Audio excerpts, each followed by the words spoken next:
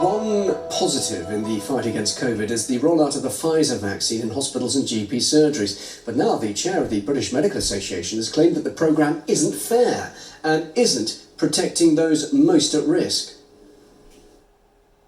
Healthcare staff in trusts which are delivering the vaccine may have access, while staff in some hospitals not involved in administering the vaccine may not. In other instances, some hospital staff have access to community vaccination sites, whilst in other areas there is no such arrangement.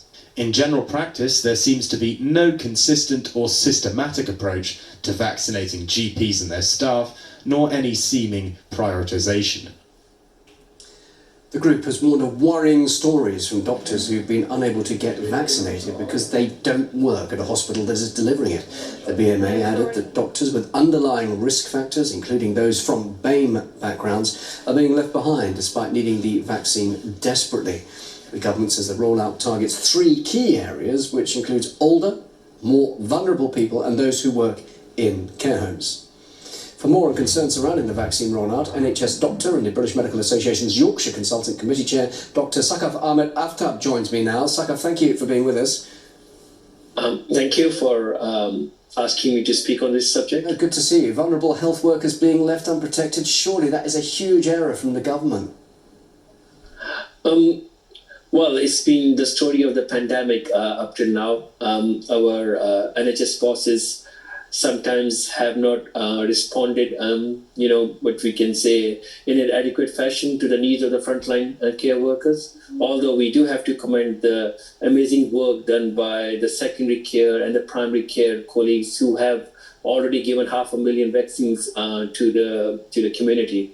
So that's an amazing work already done. Sure. So it comes as no surprise, though, that those in the front line still are being left out. So what should happen now? How do those who really need priority get that attention? Well, first of all, it's completely, I think, is the right thing to do is to first vaccinate our elder population who is in the care homes. That's the right thing to do. But there should be equity of access as far as vaccination is concerned in all the healthcare facilities to the staff.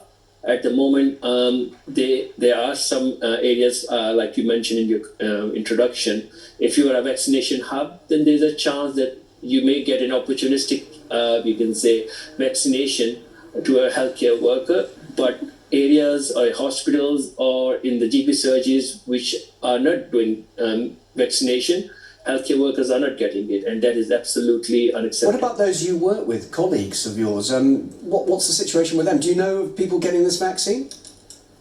Yes.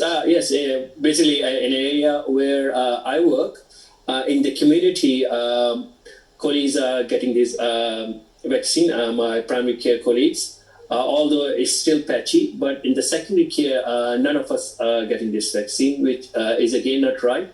But it's such a huge task, isn't it? There's only so many doses of the vaccine available at the moment. So I suppose, obviously, some people will be left behind. No, like I said, what needs to happen is that vaccine for the healthcare workers should be given according to a plan so that the colleagues who are more vulnerable get it first. And it's not that difficult to do because now most places, most hospitals and most primary care colleagues have had their risk assessment done already.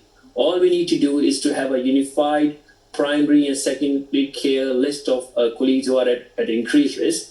And then the local health bosses should make sure that whenever a vaccine dose become available, colleagues are picked up from that list. It's very worrying when you say there are, and obviously it's a stark reality, there are many people, many frontline workers, health workers, who are at increased risk. That's what you say, increased risk. So that means that there's a danger of workers getting sick, right when the NHS really needs them the most, because I gather Christmas Day itself is probably going to be posing one of the biggest challenges that the NHS has seen. Absolutely right. In fact, with this new virus strain, which seems to be more contagious, obviously, healthcare workers who will also be exposed to that. There's already, when we do a recent survey, we found out that about 80% of the healthcare workers say that they are mentally stressed. And the biggest cause of sickness at the moment is stress, burnout. We lost 470,000 days of work just in August with healthcare workers not coming to work because of mental stress. And this unequal access to vaccination is increasing the mental stress of healthcare workers, which should be urgently needed, looked into by our NHS health bosses to make sure there's equity of access and people who need it first get it first. Dr. Sakaf Ahmed Aftab, thank you very much indeed. Really good of you to join us live here on RTUK. Thank you for your time. You're welcome. Thank you.